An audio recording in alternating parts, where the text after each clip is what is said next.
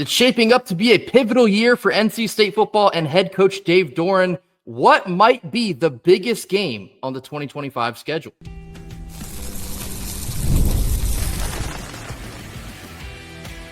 You are Locked On Wolfpack, your daily podcast on the NC State Wolfpack, part of the Locked On Podcast Network, your team every day. What's up, Wolfpack Nation? It's time to get locked in with Locked On. Thanks for making Locked On Wolfpack your first listen each and every day. We are free and available wherever you get your podcasts and on YouTube, part of the Locked On Podcast Network, your team every day. Our Monday show is brought to you by FanDuel. Right now, new customers can sign up today and get $150 back in bonus bets if they sign up, place a $5 bet, and that $5 bet wins. Yes, that's right, $5 to $150 only on FanDuel today. Head on over to FanDuel.com in order to get started. Happy Monday to all. As always, I'm Grayson Boone, joined by former Wolfpack defensive tackle Kenton Gibbs. Kenton, it is the last day of June here, June 30th, which means we're one day closer and about to flip another month closer to college football season as July gets going on Tuesday. Let's take another look at this NC State schedule, and this is something I've had on the back burner for a couple weeks now.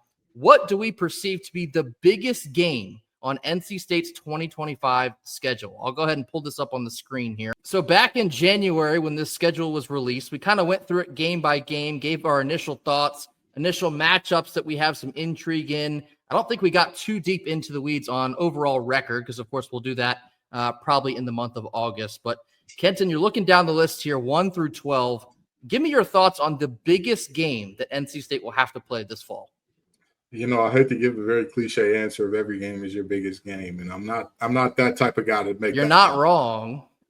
I'm not the type of guy to make that big of a cop out. So I'll instead circle Saturday, September 27th versus Virginia Tech at home as your biggest game. That game will be pivotal to who you want to be for the rest of the season. Regardless of the start you get off to, that game can either derail you or it can propel you. What do I mean? Let's say for kicks and giggles, you come out of those first 4 games 2-2, right? I think, Grayson, you and I can both agree that is a bad result. Out of those first 4 games, ECU, Virginia, Wake Forest, Duke, 2-2 is a bad result there. Anything less than 3-1, I can see, right? A loss at Duke, maybe. Even if you get a loss at Wake Forest, but you beat Duke, you beat ECU, you beat Virginia, sure, I could hear it. But the Virginia Tech game is so pivotal because you play that game. And if you come out of those first 2-2, that's your get-right game. And watch this one. You come out of that first 4-0, but you lose that game. Now you're derailing your momentum for we are a real team. We can be a contender. We can have all these things in front of us. The Campbell game after that, to me, is like a tune-up, a kind of rest your starters, all that type of stuff, get ready for Notre Dame week. But if you're talking about what's going on in terms of where is a season-defining game, I am almost willing to bet dollars to donuts. If they beat Virginia Tech, they go 8 or more this year. If they lose to Virginia Tech, they end up in that 5 or less category. I'm almost willing to go that far with it. I think that, outside of the ECU game and telling us who they are early, I think that Virginia Tech game would be pivotal. I'm definitely picking up what you're putting down. And if I remember correctly, NC State is the only school in the ACC that has to play 3 ACC games in that opening month of September. You got Wake Forest, you got Duke, and you have Virginia Tech. So that Virginia Tech, you got 4. Well, Virginia's non-conference. Oh, yeah. Remember that weird wrinkle they threw in. But yes, I mean, you have Virginia Tech at home. That's your first home ACC game because Virginia technically does not count. That is a game that you have to win. I mean, you can say that about all 12 of them, but I do see what you're putting down here. If you lose that one after what could be a rocky start to begin that first month, it could very easily turn into quite the snowball effect, which we've seen, unfortunately, in years past. So I do see a heightened amount of importance on that VT game. Perhaps my answer is going to be a little bit cliche. It might be a little bit of a cop-out. I think there's no game more important than the first one. I think ECU at home Thursday night to open the 2025 season, you cannot lose back-to-back games against East Carolina. We are already embarrassed enough with what took place up in Annapolis, Maryland to close out the calendar year of 2024 still has a lingering, awful taste in our mouth. And I think it's probably the biggest accomplishment in ECU's history because they're still parading it all over social media, as you might expect. Kenton already touched on this point, but if you're NC State, you got to show us who you are right from jump. Not only do you have a couple, ACC opponents in the first month, but ECU, not everyone considers it to be one, but it is a rivalry. On some level, it is. They hate us, and so for the same reason, we hate them. And for whatever reason, and that has not always been the case under Coach Dorn's teams, and it needs to be. A large part of the reason that ECU won that Military Bowl, flat out, they wanted it more than we did. You can argue the semantics and the gameplay and the scheme. I'm telling you, it came down at the very end to who wanted it more, and they did. So they won. This case, Thursday night to open the 2025 season. If you don't want this more than ECU does, what do you want for the remainder of your season? You have got to come out and get this one right. Not to mention, we talked a lot about this in years past about basketball. I will now present this yet again for football. The A word, apathy. If you lose this one at home to ECU, we already know what that comes with because we had to stomach it once just a couple months ago. Back-to-back losses. My stomach actually just dropped saying that. I don't want to think about a world where this becomes reality. You cannot lose the home opener week 1. Cannot do it. That is your biggest game until you get into the rest of the schedule after that one. You and I have talked about how there are multiple recruits that talked about, hey, if NC State can win something, they'll show me something and I'll be more inclined to kind of think about them as a serious contender in their recruitment. I mean, what could be a more direct and inverse opposite of that than losing to ECU? Agree. What could be a bigger moment for recruits in the state of North Carolina to say, hey, you got to get your tail out of here if you want to win some serious football than that situation? Again, the Dirty Foot Club has not beaten us in quite some time. You look at a situation where Duke, there's an academic rigor element to that with all due respect, everybody cannot handle and maintain. And so in terms of Power 4 schools in the state of North Carolina, you're left with Wake Forest, which also has the academic rigor thing. And I don't know if you've ever been to Winston-Salem. I don't know if you've ever been to the Triad. Not much going on out there. So, where are recruits in the state of North Carolina to go if they want to play Power 4 football and win something? The answer has to be out of state. So you have to get this game against Eastern Carolina. I 1,000% feel what you're saying. We may see different games as being the most important because, in my opinion, you can potentially lose this game to East Carolina and then proceed from there, bounce back and do it the right way. The only problem with that is I think this team is a little too young. I don't think they have that constitution of, hey, we can rebound after that type of game. So we would hope that we don't find out there. But that Virginia Tech game, to me, that's the one where I'm like, this will be pivotal because if you lose that game, even if you start off 4-0, all of a sudden you lose a lot of confidence going in against the Notre Dame, going to Pitt, going to Miami as well. You lose a lot of confidence and steam going into those games as opposed to coming out of that. Even if you lose at Duke, with all due respect, Duke is having their most winningest period in program history. They have never had a period in their program's history where they won, I believe it's 27 or 20, no, it's 26 games in 3 years, except one other time, and that was Cutcliffe early in his tenure. So they are having an unprecedented amount of success for that football program. You can lose that and you'll be all right. Wake Forest, we know about the demons we've had out there. Virginia, not even a conference game. But that Virginia Tech game is going to be a game where it's going to make some fans perk up and say, oh, okay, all right, we've got something cooking here. Or fans are going to say, like you said, that A word, that apathy is going to set in real deep and real quick.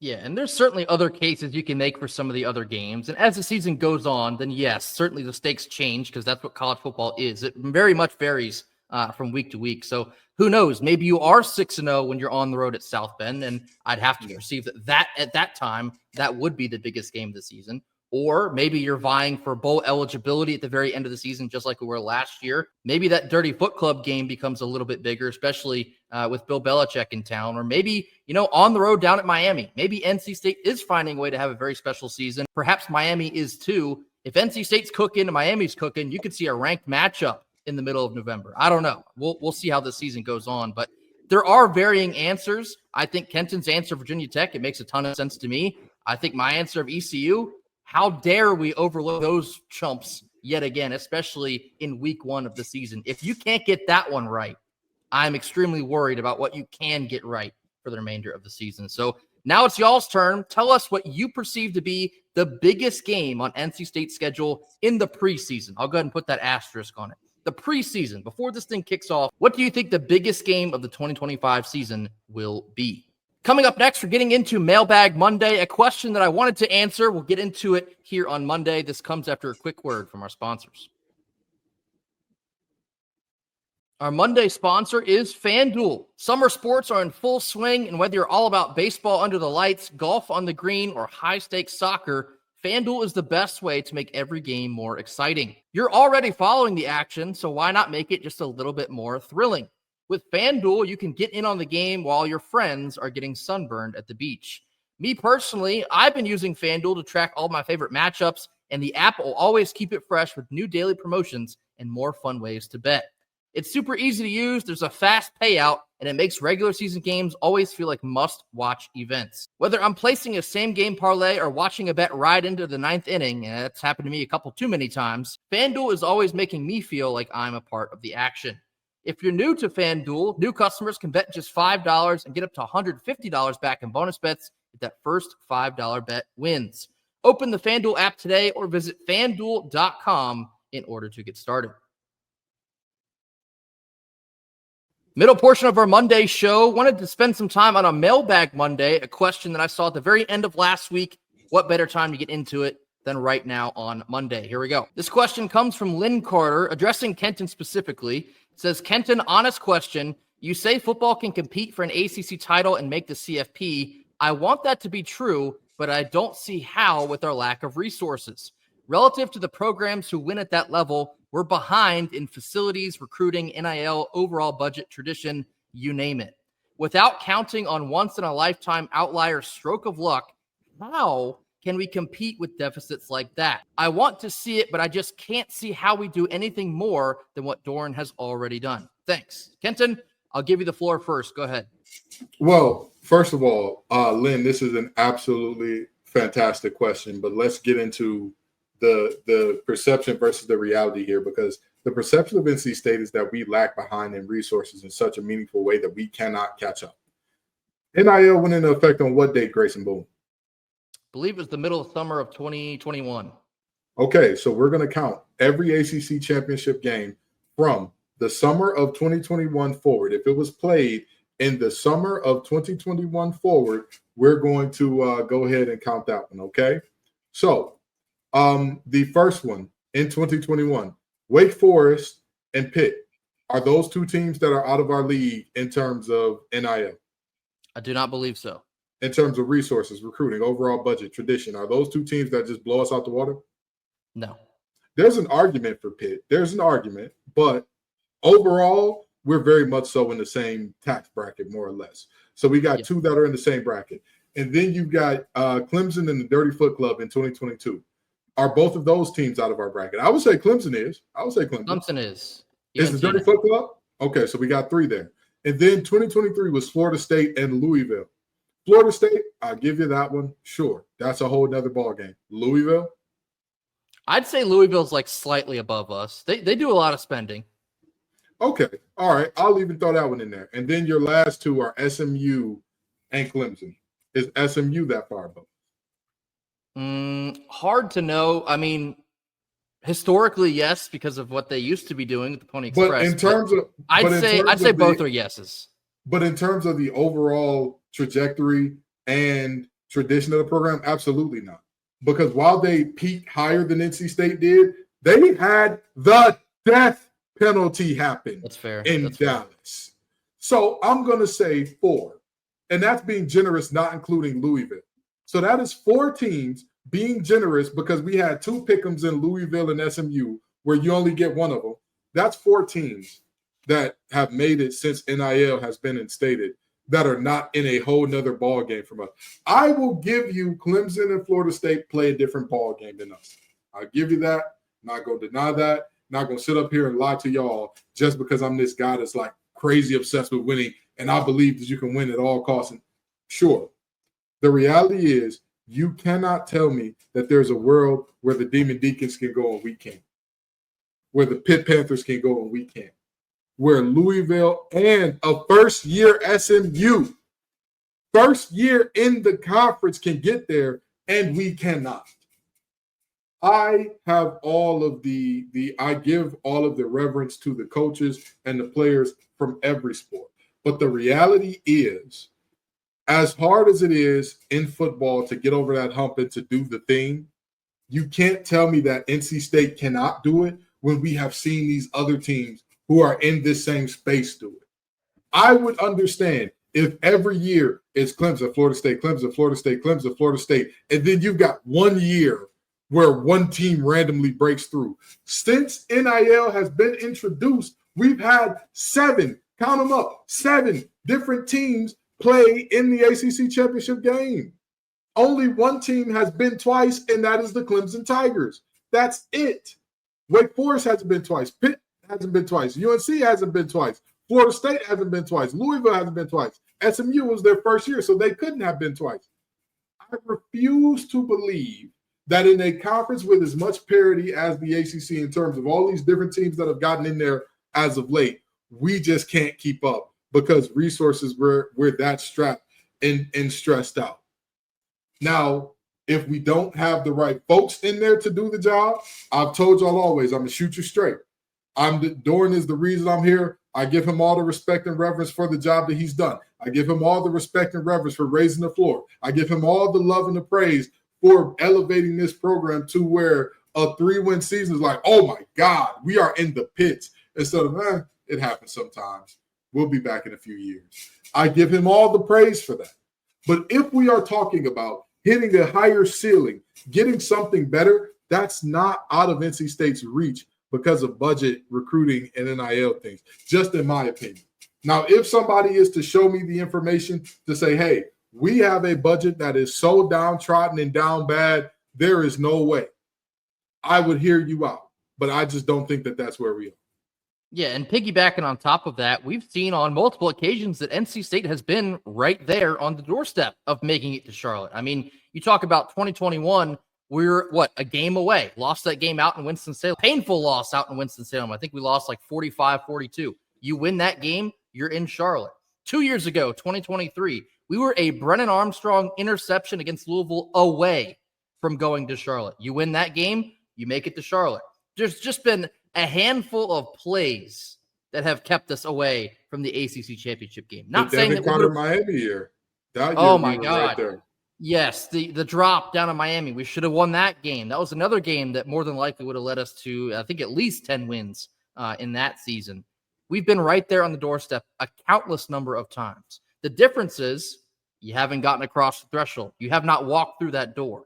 And it hasn't always been because of resources, because resources were not the reason that we didn't catch that pass from Devin Carter, or we didn't beat Wake Forest out in Winston-Salem, or, XYZ. It hasn't always been resources. Now, the other half of that argument, resources are increasingly important, especially now in today's day and age, because Kenton says this all the time. It's not always about your X's and your O's. It's about your Jimmies and your Joes. And to get the best players, you got to pay more than a lot of these other programs are doing. But that hasn't been the reason, so to speak, that we have not made it to Charlotte to compete for an ACC title.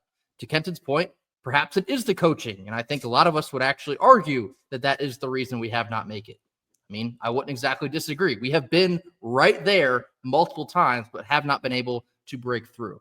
When you're talking about the CFP, though, I think that's a different hump you have to clear. I mean, if you win the ACC title, you would be in. But in terms of competing with the Oregons and the Penn States and the Ohio States, I mean, yeah, we're not in that neighborhood, and I don't think any of us really expect us to be either. But we're trying to be competitive in our neighborhood. that's the neighborhood of the ACC. And for the last 5-6 years, we have been We just haven't had that breakthrough. And that has been the ultimate frustration amongst all of us, to be so close, not once, not twice, but 3+ times, and to go over across all those opportunities. Yeah, it is extremely frustrating. It sucks. Let's not sugarcoat it. It absolutely sucks. But the resources are not everything that's holding NC State back. We need a lot more of them to be increasingly competitive. That part is very much true, but that hasn't been the reason we've come up short a handful of times. There's certainly a lot of truth to this on both sides, but again, we're talking about an interception or maybe a dropped interception away from making it a drop pass, maybe another touchdown, a missed field goal. We have been right there, and like a comedy of errors, I guess you could say. We've been that close way too many times. Just for reasons unexplained, we have not been able to get it done. It almost feels like the Elliott Avent ACC title conversation. You've been right there a multitude of times, just for inexplainable reasons. You have not been able to get it across the finish line. What will be interesting, though, is to see how NC State handles basketball and football moving forward, because a lot of folks kind of believe that we're transitioning now into what seems to be a basketball-led school. I mean, with Will Wade and the amount of money that's poured in that way, I think it'd be kind of hard to disagree. But football, their success, it depends a lot on how they're going to be doing this fall on the field, and then they're on so forward. Maybe there's a coaching change. Maybe there's not a coaching change. Football is going to remain important at NC State. Don't get that lost in translation. Football's not going to be swept under the rug, not going to be forgotten about, but they still got to succeed. And if they do succeed, they'll see a lot more nice things in terms of recruiting and NIL and facilities, all that. However, you have to be able to get it done on the field. And until they do that, they haven't. And coming up next, speaking about basketball, EA Sports has announced they are returning their EA Sports college basketball game. I cannot wait. We'll talk more about this after a quick word from our sponsors.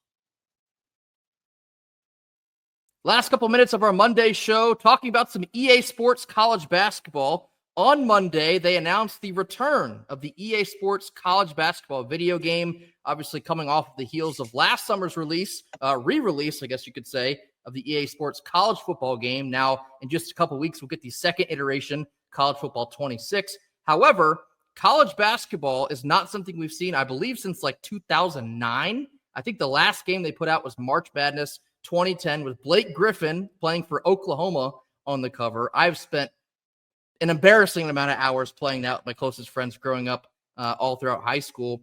I've not Who seen among it us has since. it? Who among us? To get this back, and again, I guess here's the caveat, it will not come back until 2028. Me personally, fine. I just want it back. I don't care about having to wait a couple more years. I just want it back. We talked about the implications last summer when they're bringing back the football game, what this means for NC State, especially now when you're looking at Will Wade at the helm and an exciting roster. Everybody's kind of buying back into NC State basketball. This is a big deal. When you talk about brand recognition and some of the kids growing up, learning players on different rosters and wanting to play with that roster they deem was really good.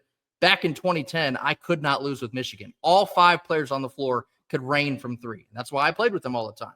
But when you're looking at, the players on the roster and why that stuff matters, I distinctly remember Marcus Freeman, the head coach of Notre Dame football. He was talking about last fall how he was playing the video game with his sons, and his sons were like, man, you should start scouting teams by playing against them in the game. And Marcus Freeman kind of thought about it like, well, now you guys are crazy. But then he played against them, and he started to become familiar with the top players on the other school. And he's like, they might be actually onto something here. In the same vein for basketball, the recognition and the name, image, and likeness, it's all coming back over to the basketball side as well. A world of benefit NC State can get from this. Yeah, this is, at the end of the day, you're looking at a situation where more exposure can never be a bad thing. Yeah. And what a time for this game to come back. Will Wade is your head coach. Andrew Slater is your GM. Oh, yeah. And this game decides to come back. We're in year 0 and we're already talking about learning to reckoning. Just sit with me, perhaps, through what is year 3 of Will Wade getting a couple more showstoppers, getting a couple more of his guys in. Not to say that this team isn't constructed of his guys, but just to say he's got more time to fully ingratiate himself into the culture of Raleigh. He's got more time to fully show recruits and say, hey, listen, my first year here, we talked to all the guys in the top 15. You see what we did with the 2 guys out the top 15 we got, right? You come on over here too. You come on over here. See what we can do with you, Mr. Number 3 player in the nation. You come over here. Kid. We'll see what we can get done. We just sent 2 guys to the league. I will say this. There is a very realistic void of players getting sent to the NBA from the triangle. That's a very real thing that is happening. I will say that much. Duke is holding up their end of the bargain. Everybody else in the triangle, we're falling behind a little. Now, methinks a certain coach can get in here and maybe send some guys to the league and change that culture. But who knows? 2028 is a long way away. All I'm saying is, what a time to be alive, knowing this game is coming back, and I'm going to have Will Wade as my head coach in it. It is a little bit of a wait, but it is most certainly worth the wait. And it doesn't always seem like these type of things will have a massive impact, but it does have an impact. Maybe it feels small, but it is a legit deal. Like the brand recognition and the overall awareness of NC State that can come from this game, it actually does matter. Believe it or not, it will matter in recruiting. And just for reference, the last time the NCAA basketball game was out, we had Tracy Smith, Dennis Horner, Javi Gonzalez, a freshman year Scott Wood, CJ Williams, a freshman year Richard Howell. It's been a long time since we've had a college basketball game. A couple more years and seeing Will Wade as the head coach in this game. Oh my God. What an unbelievable time to be a fan of the NC State Wolfpack. Last comment here before we get out of here. You want to know how worried those folks in light blue are about Will Wade? I think I saw the first comment from a UNC fan was, how much y'all want to bet that Will Wade won't be at NC State anymore when this game comes out? Now, why is that the first thought that came to your mind? Why was that the first? Like, you could have, I can't wait to see the Dean Dome. Oh, I can't wait to see Tar Heel Blue, blah, blah, blah. Will Wade was the first thing on that brain of yours. Rent-free? Are you worried over there? They're worried. We all know what the deal is.